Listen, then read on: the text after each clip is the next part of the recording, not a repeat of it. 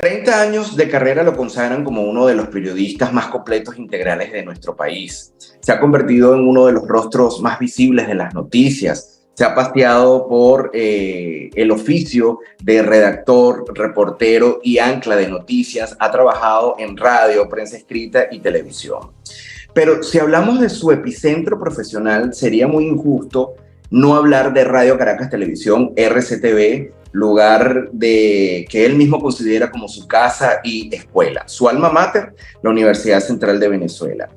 Y como anécdota de su infancia, y quizás aún él sin saberlo, él jugaba en su muy querida Cota 905, lugar que no se amena en decir que viene de allá ni lo avergüenza, jugaba a reportar las lagunas que se hacían en las quebradas después de una tormenta o de unas lluvias que se producían en Caracas. Gracias por escucharme, gracias por verme. Mi nombre es Roger Alejandro. Ya ustedes saben lo que tienen que hacer: conectarse, suscribirse, dar like, prender las notificaciones para que semana a semana nuestra comunidad siga creciendo y ustedes puedan seguir disfrutando de episodios como este.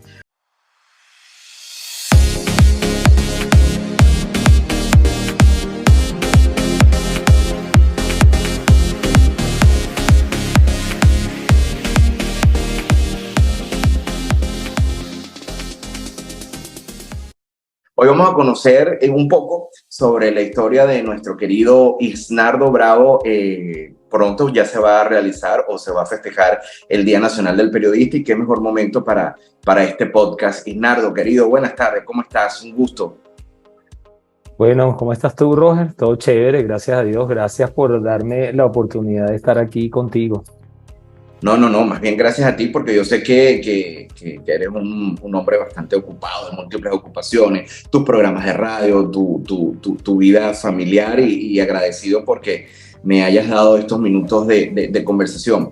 Me gustaría empezar a hablar contigo sobre tu infancia. Como lo dije al principio en la introducción, vienes de esta populosa barriada de Caracas, la Cota 905, donde muchas veces han sido noticias y creo que sigue siendo noticia.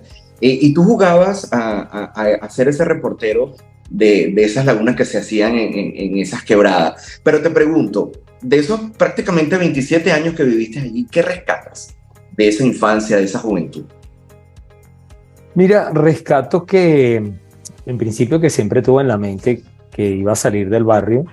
No reniego de eso para nada, pero siempre dije, oye, yo creo que uno debe ir hacia adelante, que uno debe como que aspirar un poco más, y durante el tiempo que estuve allí siempre tuve ese pensamiento en la mente.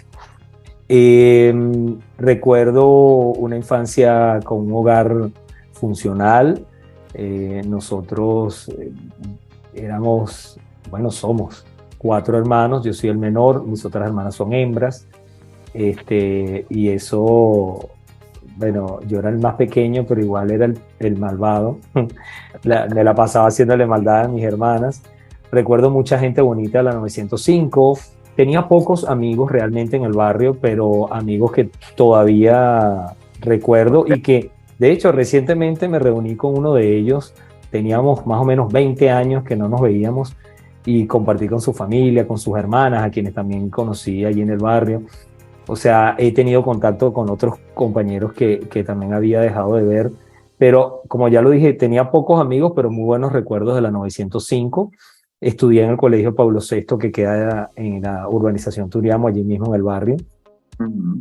Y muy buenos recuerdos del colegio, una formación de primera, un colegio privado, pero económico, pero que de verdad nos formó muchísimo, o nos formó muy bien y que aproveché al máximo. Y sí, eso creo que son los recuerdos del colegio, las amistades pocas, pero muy buenas amistades y una vida siempre de retos. Por ejemplo, cuando empecé a estudiar en la universidad salía a las 10 de la noche. En aquellos tiempos sí se estudiaba de noche, ahorita no. Y después para subir a mi casa era complicado, subir al barrio a las 10 de la noche, porque... Siempre fue peligroso. No era la época del coqui, por supuesto, pero sí, siempre, sí, es verdad, siempre había sus banditas y su gente que echaba varilla, y entonces, bueno, el barrio era tildado siempre peligroso. No había taxi que te llevara, había unos carritos piratas que eran los que te subían por mucho más de lo que costaba el pasaje. Pero bueno, uno hacía sus peripecias y a fin de cuentas, pues lo logré. Después salí del barrio y nunca niego que vengo de allí.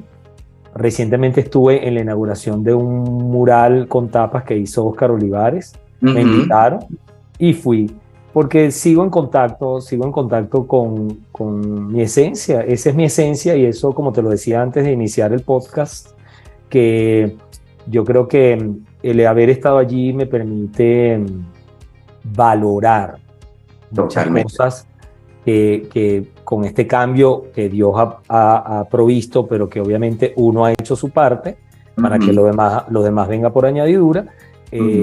Nunca se olvide que hay otras cosas que son más valiosas que lo material.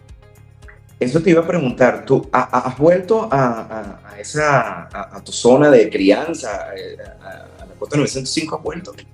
Sí, bueno, como te dije recientemente con esta inauguración del mural, bueno, no fui a la inauguración porque no pude ir, coincidía con mi horario del programa de radio, pero cuando lo estaban haciendo sí me acerqué un sábado que tenía la posibilidad y bueno, participé, estuve un buen rato allí, la gente se acercó, me da mucha risa porque yo digo, bueno, pero la gente es muy cómica. Y Nardo, ¿y cómo estás tú? Así como que viene un extraterrestre, pero si yo viví toda la vida en este barrio, ¿cuál es el rollo? No pasa nada. No, claro. Estás igualito. Bueno, eso sí me sorprende. ¿Sabes qué? Me resulta increíble que mucha gente que es contemporánea conmigo, wow, está súper acabada, se ve muy diferente. Entonces yo cuando los veo, yo digo, oye, con razón la gente dice que estoy igualito. Si las personas que están aquí, no sé, debe ser el modus vivendi, la preocupación, el estrés, no sé, o la forma como cada quien lleva su vida que ha hecho esa diferencia física en que las personas se ven como de mucho más edad de lo que me veo yo, pues, y siendo no, claro. Años. Y creo que también eso va a depender mucho del estilo de vida, no del estilo de vida, sino de cómo tú veas la vida también. Leyendo un poco sobre ti, tú eres una persona que tiene un muy buen sentido del humor. De hecho, sacaste un stand-up, pero más adelante vamos a hablar de eso. Y cuando hacía la introducción, que decía que eres uno de los periodistas más completos, es que a pesar de ese buen sentido del humor, nunca has restado crédito a tu credibilidad, nunca has perdido un ápice de tu credibilidad y por eso te consagra como uno de los periodistas más serios, pues, y que combina el buen humor con la carrera del periodismo, que es una carrera que hay que tomarse muy en serio, ¿no? Ahora te pregunto... No tan serio porque serio murió muy feo, ¿viste, Roger? Sí. Bueno, eso sí es verdad y a lo mejor por eso también es que uno, cuando tú te veíamos en esa época dorada de Radio Caracas Televisión, que eras ancla de noticias, uno disfrutaba la noticia muy a pesar de que bueno, eran noticias, pero era como más frescura, más soltura y bueno, mi mamá era una de las que disfrutaba muchísimo esa época de Radio Caracas. Pero tú sabes, volviendo a esa época de la infancia y del barrio y de esas zonas populosas, es común ver en familias, madres solteras, sin una figura paterna. ¿Fue tu caso? O, como dijiste al principio, había una familia conformada por papá y mamá y nunca tuviste carencia paterna ni nada? No, realmente fuimos una familia bastante funcional. Sin embargo, bueno, yo sí tenía muchas diferencias con mi papá, pero esas diferencias fueron saldadas, gracias a Dios, antes de que mi papá se fuera, porque después yo entendí que las personas no pueden dar de lo que no tienen. Entonces mi papá se crió prácticamente solo porque quedó huérfano a los 5 o 6 años, algo así. Wow. Lo crió una de mis tías. Mi tía le ponía mano dura porque él era candanga con burundanga. Pero bueno, al final él terminó yéndose, prácticamente se crió solo en la calle. Entonces es difícil que una persona con esa vida pues aprenda lo que significa el abrazo, el cariño, el valor de la familia, porque no la tuvo, no se puede dar de lo que no tiene. Entonces, a pesar de eso, mi papá de verdad que hizo grandes esfuerzos y yo lo entendí así en un momento ya más adulto. Cuando era más chamo sí tenía mucho recelo, porque mi papá era de llevar la comida a la casa y ya, y era, bueno, como los padres también de ese momento. Total, sí. No era nada diferente y fue lo que aprendieron. Entonces, bueno, eso que aprendieron era lo que iban a dar.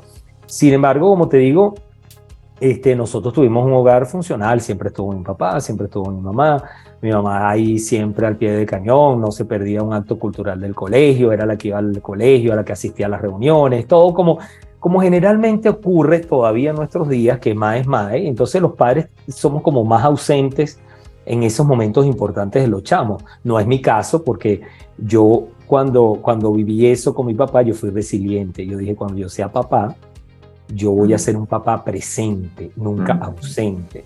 Y bueno, voy a los actos de mis hijas, desde que estaban pequeñitas, siempre que papá estuviera allí, que ellas levantaran la vista y me vieran, porque yo dije, yo voy a ser ese papá diferente. Y hasta ahora, gracias a Dios, lo he sido. Tuve ese hogar así, pero me sirvió y me sirvió para crecer, me sirvió para madurar antes de tiempo. Y digo antes de tiempo porque yo empecé a trabajar a los 17 años, estaba muy chamo. O sea, desde allí he trabajado ininterrumpidamente hasta mis 53.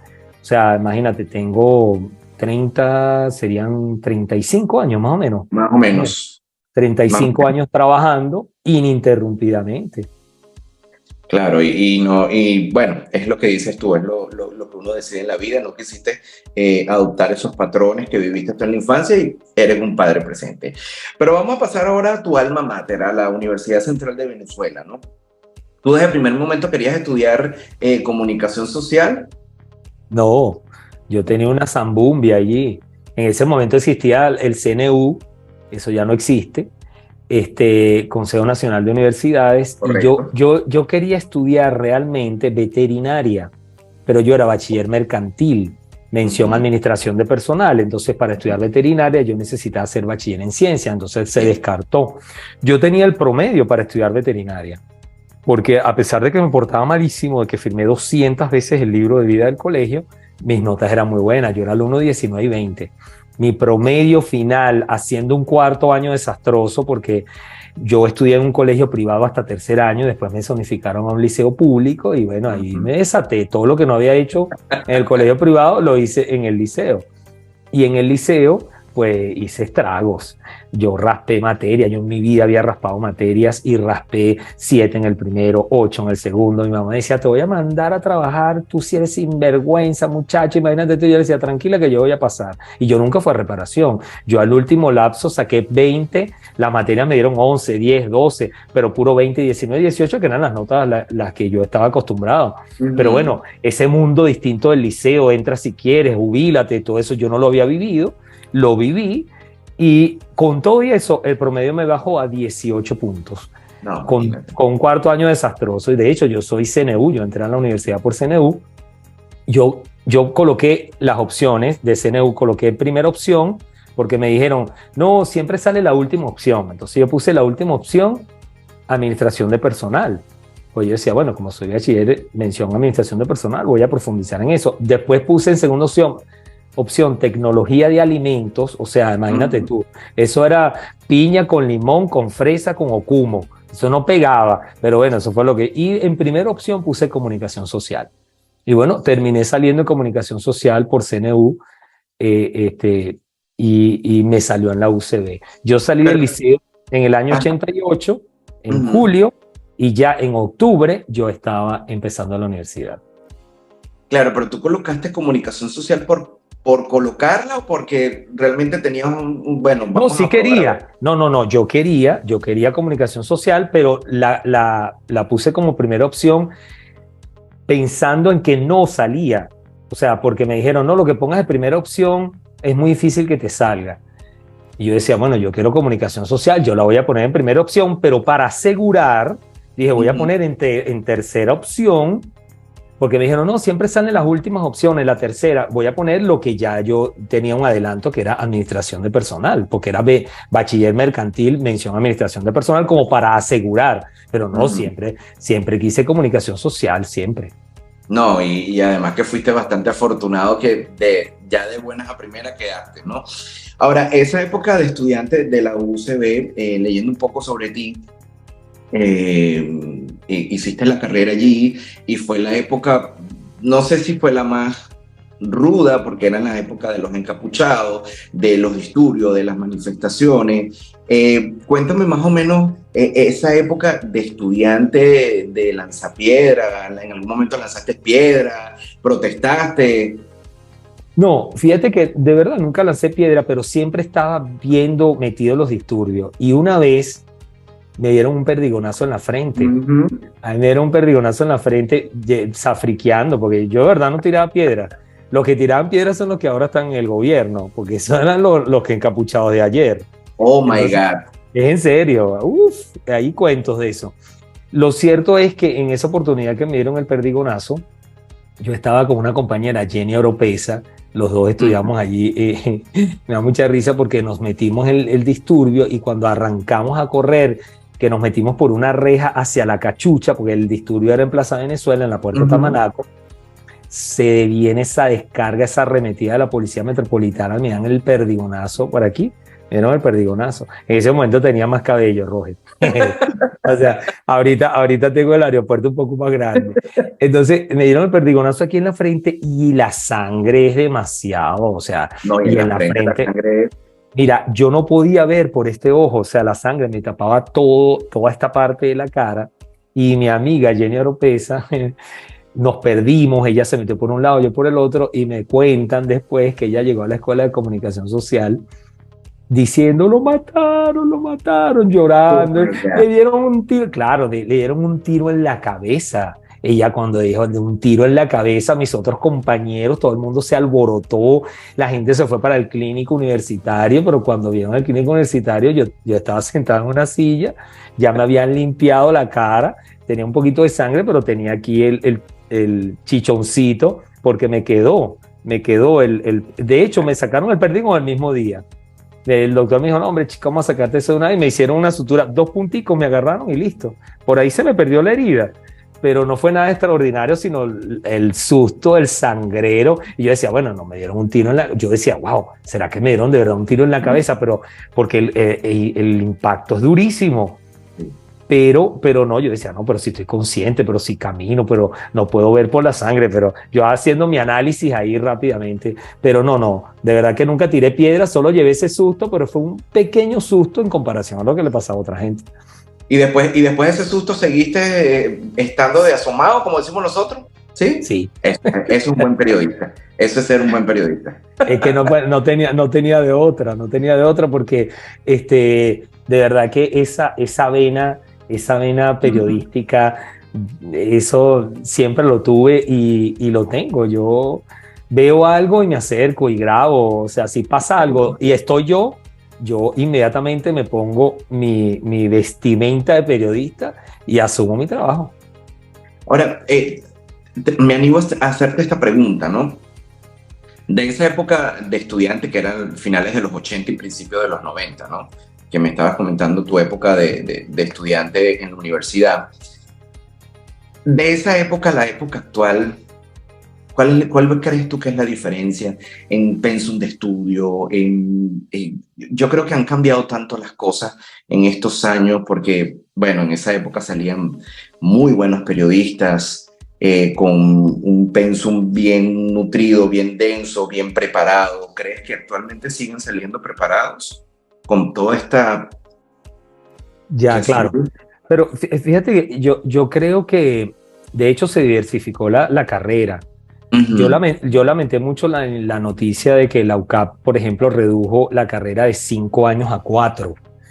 Eso no me gustó, no me pareció, pero bueno, la UCAP debió haber hecho su estudio, debió haber investigado, no lo sé, no quiero hacer juicios sin profundidad. Yo creo que más allá del pensum, también sería irresponsable porque en este momento no conozco el pensum, por ejemplo, de la UCB, que es mi escuela, mi casa. Pero yo creo que más allá del pensum, tiene que ver con la situación país, tiene que ver con que los periodistas no tienen la libertad que se tenía antes, los medios de comunicación no se manejan igual, o sea, el gobierno ha establecido una estructura muy compleja para que se siga haciendo el trabajo, entonces cada vez es más difícil, aún en medio de esa dificultad hay muchos colegas que hacen muy bien su trabajo y que tienen que lidiar con ese día a día y a pesar de ese día a día, lo hacen muy bien y se lo toman muy en serio. Yo creo que sería injusto no reconocer que a pesar de las enormes limitaciones que hay hoy en día son 3 medios de comunicación. De los 3 medios de comunicación, 4 medios están autocensurados. De los 4 medios que están autocensurados, 5 medios no quieren. O sea, estoy exagerando, ¿no? Sí, Al claro. explicarlo. Pero es difícil, es difícil. Yo creo que nosotros somos la generación de periodistas. Entre ese periodismo, y lo digo con mucha responsabilidad porque yo estoy justo en la mitad. Cuando yo empecé a trabajar en Radio Caracas Televisión, Rafael Caldera estaba en su último año de gobierno, en el año 98. 1998 empecé yo, y a mí me tocó cubrir Miraflores, y me tocó cubrir trabajos con Rafael Caldera, o sea, ruedas de prensa, actividades que hacía el presidente de la República. A mí me tocó.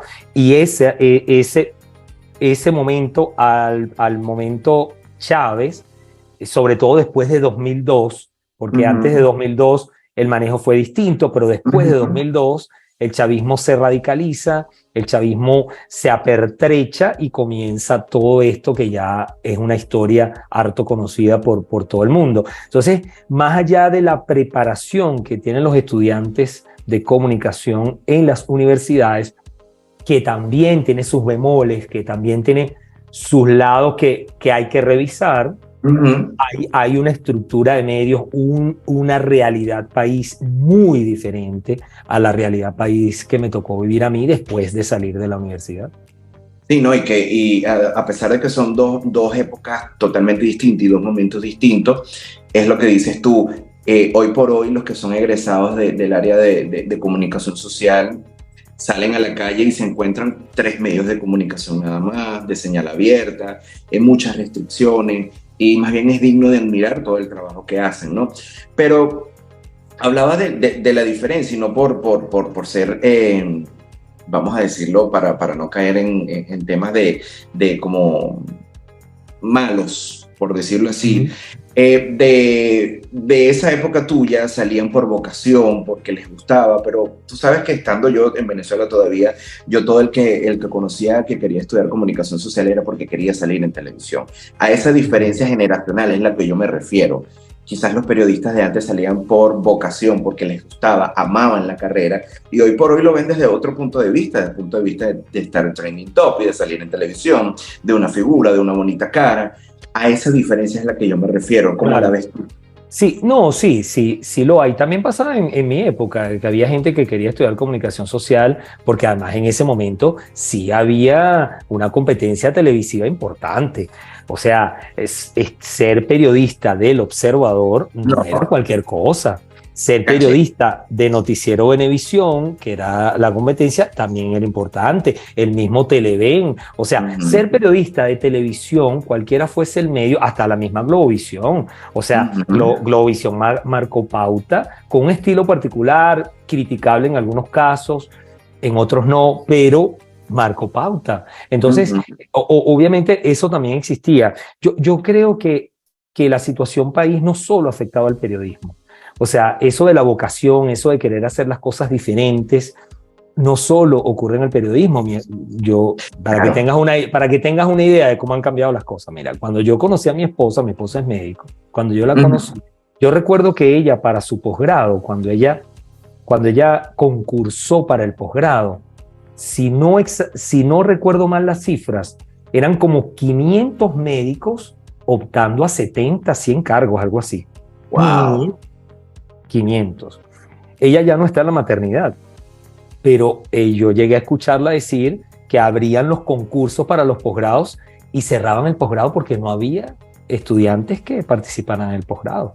O sea, imagínate tú, en su época 500 y quedaban 70, es decir, 430 quedaban por fuera, y era una lucha de números y de verdad de preparación. O sea, tú tienes mejores números, yo tengo estas notas, yo tengo este conocimiento. O sea, era una competencia real, de calidad, entre personas que necesitaban un posgrado, pero que se lo ganaban por luchando. Entonces, eso ha cambiado, y también ha cambiado el periodismo, y también ha cambiado el docente.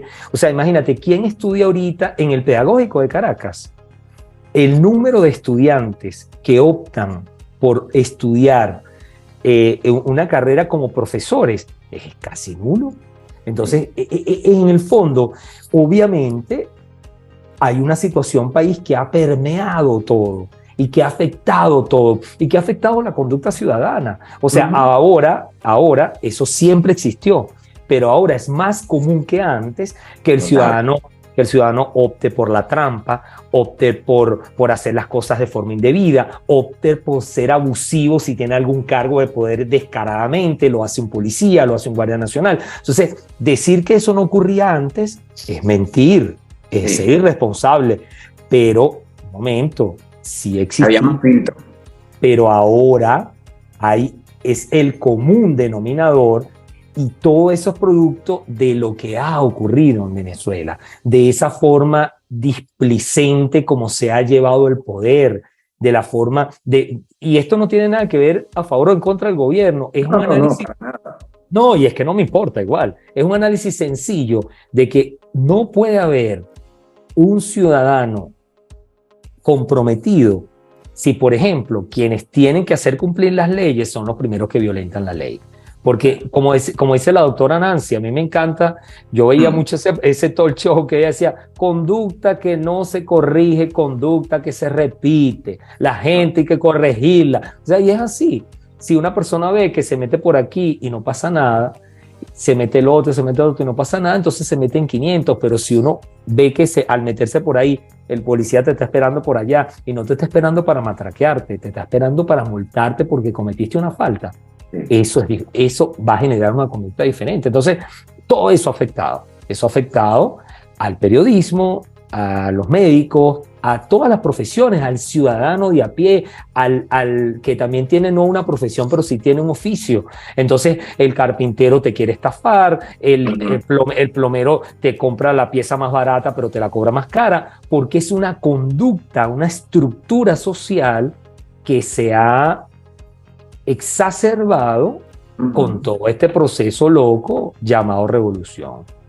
Sí, que yo creo que el día de mañana, que como es el deseo de muchos, recobramos esa libertad que tanto soñamos. Yo creo que la conducta social va a ser un poco difícil volverla a encaminar, ¿no? No, pero sí se puede. Hay ejemplos de que se ha podido. Lo que pasa es que tiene que haber la voluntad y la organización para hacerlo. Pero Venezuela ha demostrado con el metro, con Chacao, que ha habido ejemplos de sobra de que cuando las cosas se hacen con voluntad y se le hace seguimiento, el venezolano se ajusta, se amolda, siempre va a haber su rebelde, pero entonces minimizas al rebelde, porque lo minimizas, porque además el rebelde dice, bueno, pero ¿por qué yo lo voy a hacer si el presidente hace esto? Si el ministro hace el otro. Pero cuando el presidente, el ministro, vea la persona que lo hace distinto, va a decir, yo soy el ejemplo de lo que mis ciudadanos deben hacer. Entonces allí, obviamente, a lo mejor estoy soñando con arcoíris Rainbow Bright. Aquí se me cayó la cédula también con ese animado. Pero no sé, yo lo sigo soñando, yo lo sigo visualizando. No, como todo. Sí, yo tengo mucha fe que así va a ser. Mira, querido Isnardo, un poco para hablar de tus comienzos, porque tengo entendido que tú desde el primer momento estabas renuente en hacer televisión. Tú no querías salir en televisión y que gracias a tu muy querido amigo David Pérez Hamsen, que también es un excelente profesional y lo recordamos en esa época dorada de Radio Caracas Televisión, te insistió en hacer un casting, te insistió hasta que fuiste. Y de ahí en adelante, cuéntame cómo fue ese inicio en esa... Yo digo que en ese emporio llamado RCTV. Mira, yo pocas veces he contado esto, muy pocas, pero cuando yo entré, que yo gané el casting, porque yo gané el casting, después como lo has dicho muy bien, que no lo quería hacer, porque a mí siempre me ha costado ser una persona pública, porque yo no soy tímido, yo de verdad, esa palabra de timidez no existe en mí. Obviamente hay momentos de momentos, pero claro, yo lo que sí soy, siempre he sido reservado con mi vida personal. O sea, muy reservado, muy reservado. De hecho, yo me casé y en Radio Caracas se enteraron porque me vieron el anillo, para dar una idea. Mi esposa salió embarazada y cuando mi esposa dio a luz, en el canal no sabían que yo iba a ser papá.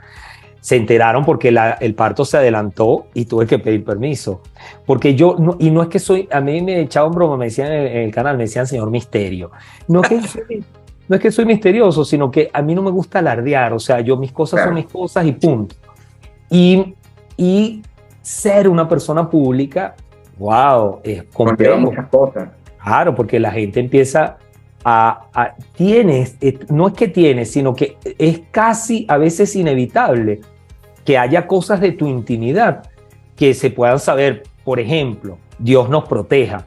Me pasa algo y la gente sabe que me pasó algo, porque a algún lado va a decir, uy, Dios me proteja. Uno no debe poner ejemplos de cosas negativas con uno mismo, pero Claro. pasa algo y la gente se entera. O sea, y hay gente que se va a enterar y te va a acompañar en ese momento difícil de una forma bonita, cercana, a pesar de que no sabes ni quién es, pero también hay gente que va a disfrutar de eso y que va a hacer sarcasmo y cosas como lo vemos en las redes, porque en el fondo las redes están reflejando lo que somos como seres humanos.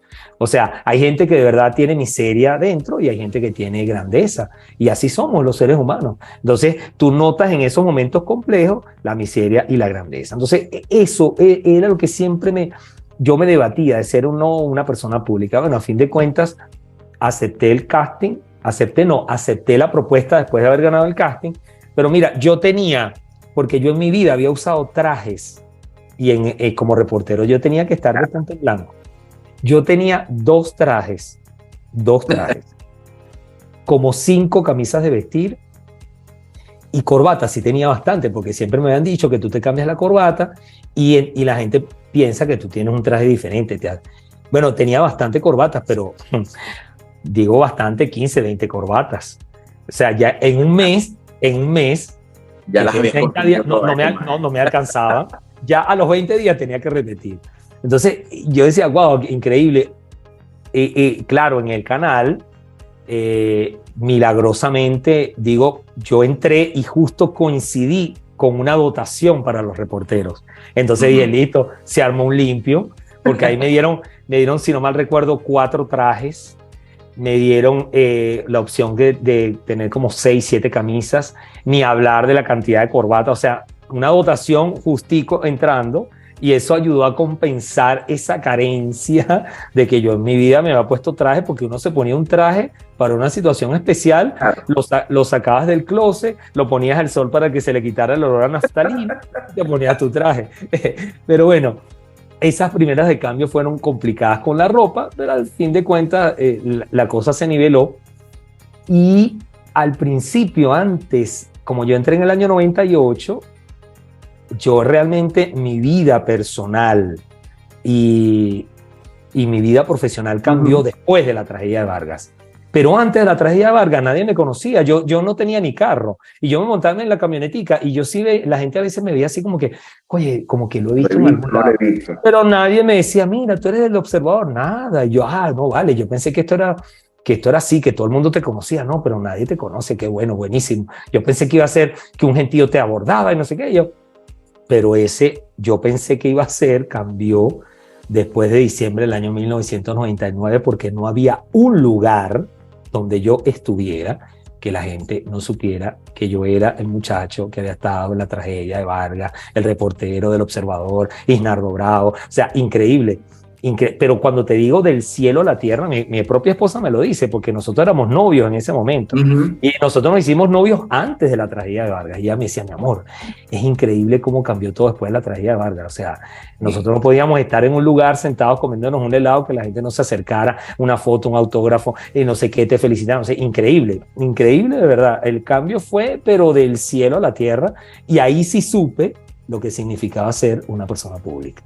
Claro. ¿Y en algún momento te has peleado con el ego, o el ego ha llegado en ti? Tú sabes que no, Roger, porque yo siempre me tomo, esto es alegórico, por supuesto, simbólico, yo siempre me tomo una copita de cloro en la mañana para evitar cualquier mojón mental.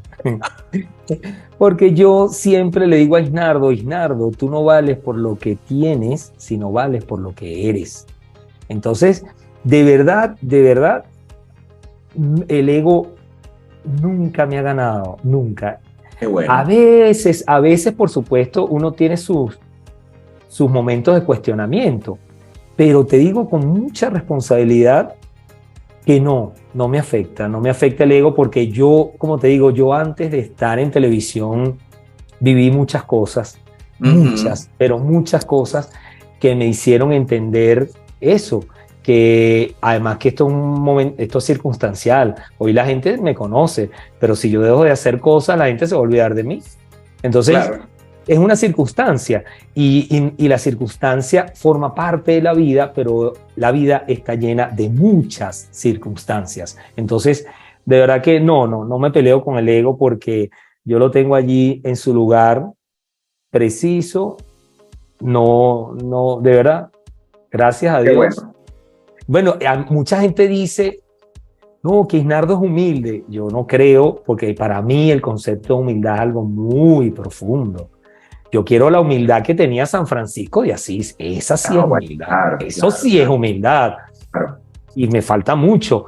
Pero si para la gente ser humilde, que yo entiendo que voy al baño, que huele mal, que yo trato a una persona normal y silvestre, si me saluda, me saluda. O sea, que yo la gente que conozco de toda la vida la trato exactamente igual.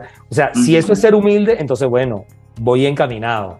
Sí, yo creo que, bueno, más que humilde, humano, ¿no?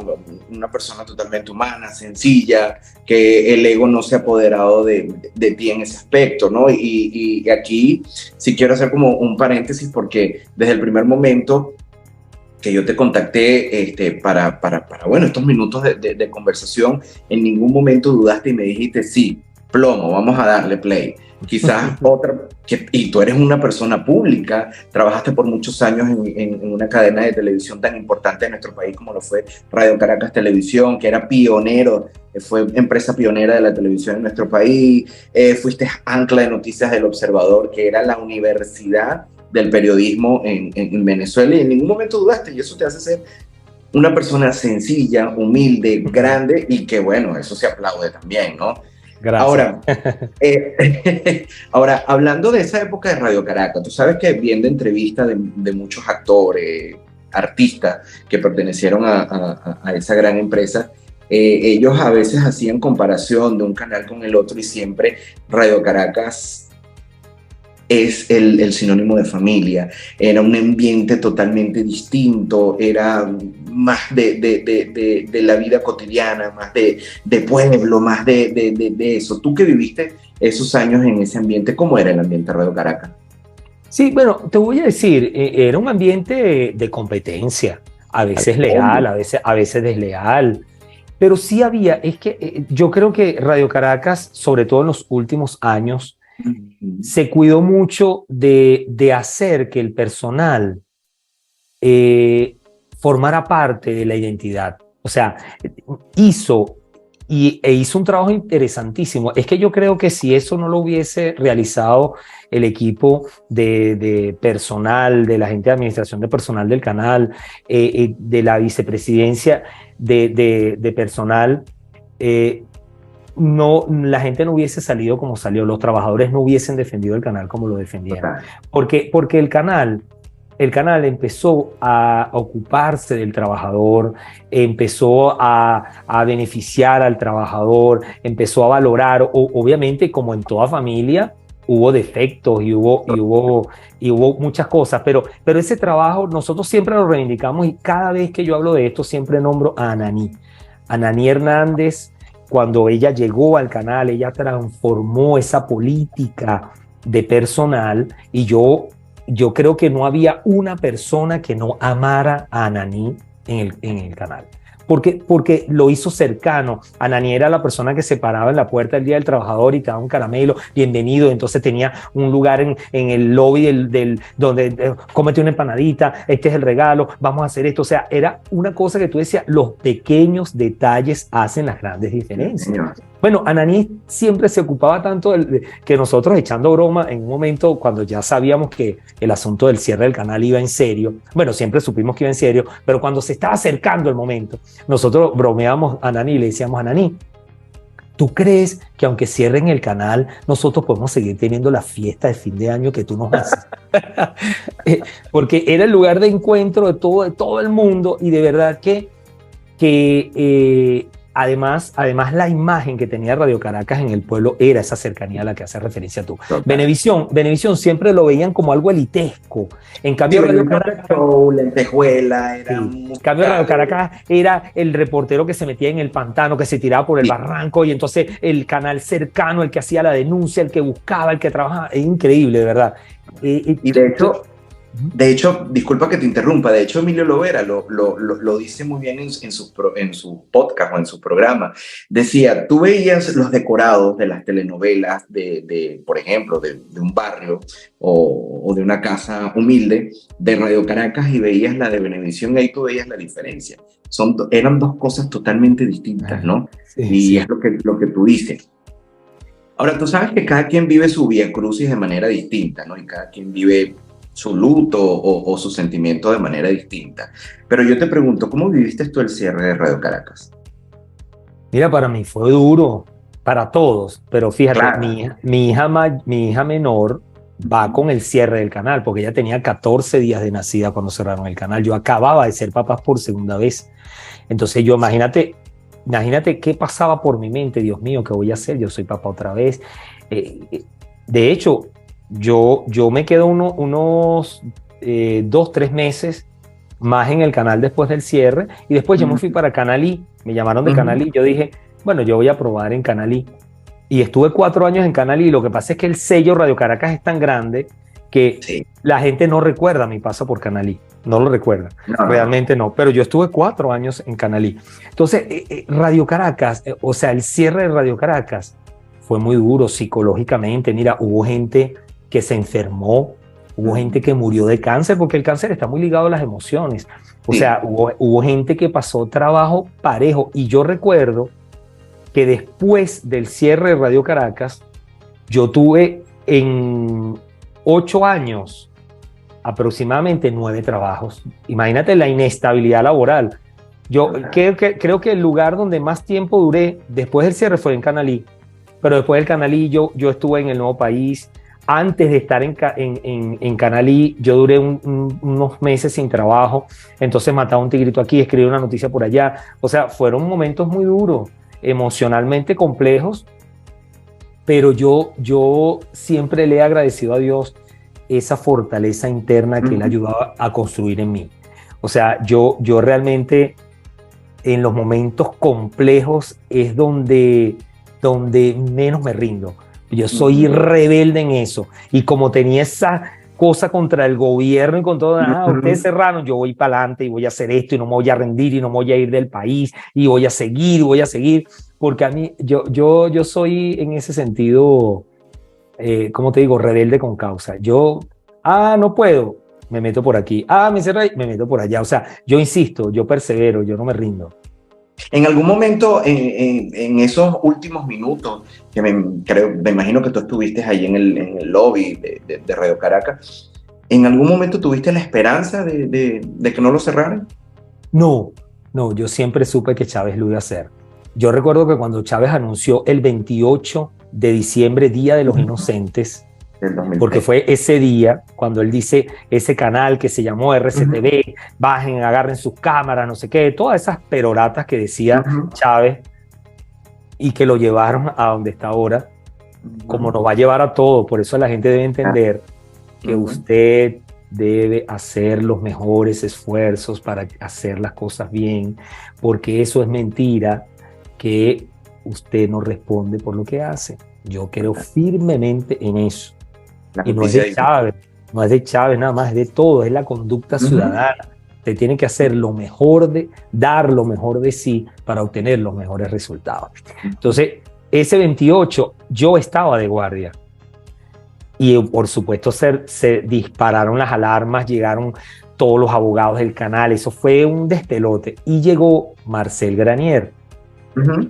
Y él me dice, fíjate que él me dice, en uno de los pasillos del Observador, me dice, del nuevo estudio del Observador, me dice, ¿qué piensas tú? ¿Tú crees que se va a atrever? Yo le dije, mire doctor, lamentablemente yo creo que sí se va a atrever. Él y sus palabras fueron, yo no creo que se atreva. Y yo le respondí, ojalá yo sea quien esté equivocado. y no me equivoqué. Lamentablemente, habría preferido equivocar, pero no me equivoqué. Claro. Claro, claro, claro. Bueno, lamentable y triste, ¿no? Porque, como decíamos, era un canal pionero de producciones dramáticas, de información, de variedades, o sea, tantos programas. Ya para ir terminando esta conversación, tuviste el honor, el privilegio de trabajar al lado de una de las referencias en nuestro país de la comunicación, como lo fue la talentosísima y gran recordada Carmen Victoria Pérez, que hoy nos ves desde allá arriba. ¿Cómo fue trabajar con ella? Que tengo entendido, ustedes se decían esposos, ¿no? Esposos laborales. Sí, sí, sí, sí. El primer día que yo salí con ella al aire, me dijo, usted a partir de hoy es mi esposo profesional. Usted acepta. Y yo decía, imagínate, ¿cómo le voy a decir que no? No, mira, de verdad que el trabajo con Carmen fue maravilloso. Yo la recuerdo siempre con mucho cariño. Nosotros hicimos un match maravilloso. No es fácil, no es fácil establecer esas relaciones en los medios, tú lo sabes, es complejo. A veces eso de que tú hablaste más, tú hablaste menos, porque tú dijiste, porque tú no dijiste, esas cosas terribles. Uf. Eso nunca me pasó con Carmen. De hecho, en la radio me regañaban. A veces en la radio me decían, pero bueno, no puede ser, o sea, tú no eres un invitado al programa, tú eres parte del programa. Entonces no puede ser que yo decía, no, pero ya va, es que yo tengo enfrente a Carmen Victoria Pérez. O sea, yo tengo enfrente a cualquiera. Y entonces, wow, imagínate, era un respeto total para Carmen, y nosotros hicimos un match. Ella me dijo palabras muy bonitas, nunca las olvidé, y yo creo que eso es lo valioso. Yo creo que no hemos entendido que a las personas hay que decirles las cosas ahorita, en vida, porque mañana es tarde. Y ella en vida, yo se lo puedo decir y ella me lo pudo decir, y lo compartimos cuando ella estaba. Ella me dijo una vez, esposo, yo estoy agradecida con Dios de que un hombre como tú me haya acompañado en estos últimos momentos de mi vida profesional. O sea, que haya... No, o sea, imagínate tú. Que marcó, me imagino. Claro, por supuesto, porque yo decía, wow, o sea, que esta señora, que es la primera mujer, la animación en pasta de este país, me esté diciendo que ella está agradecida con Dios de que yo sea su compañero. Yo soy un privilegiado. Y yo le dije lo mismo, yo le dije, esposa, yo estoy feliz de que Dios me haya permitido aprender tanto de ti, estar cerca de ti y ser esa persona que te acompaña en este momento. Yo me siento un privilegiado. Y de verdad nos llevamos muy bien, eso se notaba al aire. Eso se sentía, el público lo sentía, el público sabía que no era un show. Montábamos un show porque nos divertíamos, pero que no era un show nuestra relación, que nos llevábamos de verdad bien.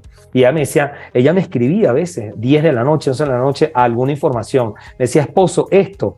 Yo le respondía, no, esposa, eso es mentira. No, gracias. Ella me decía, y ella lo decía al aire, cuando se trata de lentejuelas, yo me ocupo.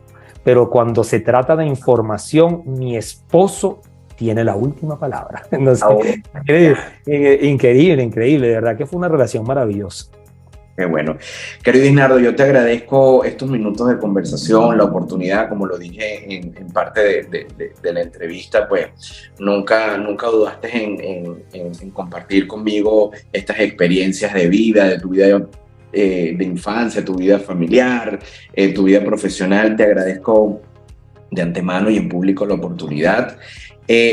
La gente, tú todavía sigues con tu programa de radio, ¿no? Isnardo, ni tan bravo, ¿no? En la romántica. Sí. De hecho, me cambiaron de horario. Yo con Carmen estaba en la tarde, de 3 a 5, y ahorita yo estoy en la mañana de 9 a 12, todos los días, de lunes a viernes, sí. Ahí lo pueden escuchar. Tus redes sociales para que la gente te siga. @Isnardo Bravo en Instagram, en Twitter. Abrí recientemente el TikTok, ahí estoy, Bravo Isnardo, porque voy a inventar algunas cosas ahí en TikTok. Estoy trabajando en eso, pero me voy a lanzar una aventura en TikTok. No voy a bailar. No. Algo interesante y serio. ¿Ah? Además que yo, con las historias tuyas de Instagram, yo hago catarsis.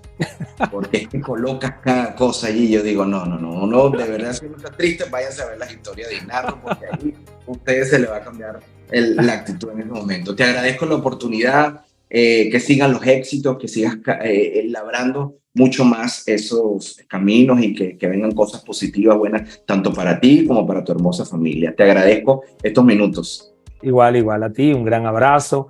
Gracias por pensar en la posibilidad de hacer esta entrevista. La hice con todo gusto, como lo has dicho desde un principio, porque no sé, o sea, ¿cómo me voy a negar? Claro. ¿Por qué? ¿Cuál es la razón? O sea, yo soy más importante que tú, ¿no? Somos personas que estamos en el medio, somos iguales. Tú estás luchando por hacer las cosas en esta nueva vida de migrante que no debe ser fácil. Y bueno, yo sigo luchando aquí en Venezuela por seguir haciendo las cosas y yo creo que eso hay que compartirlo y compartirlo con sinceridad. Te agradezco la oportunidad. A ustedes gracias por escucharnos, por vernos. Ya saben lo que tienen que hacer: suscribirse, comentar, dar like, prender las notificaciones para que semana a semana sigamos compartiendo historias y vivencias aquí en mi podcast, tu podcast Tabú, donde no todo lo que escuchas y ves está prohibido, como no estuvo prohibido esta historia de hoy. Será hasta una próxima entrega. Gracias.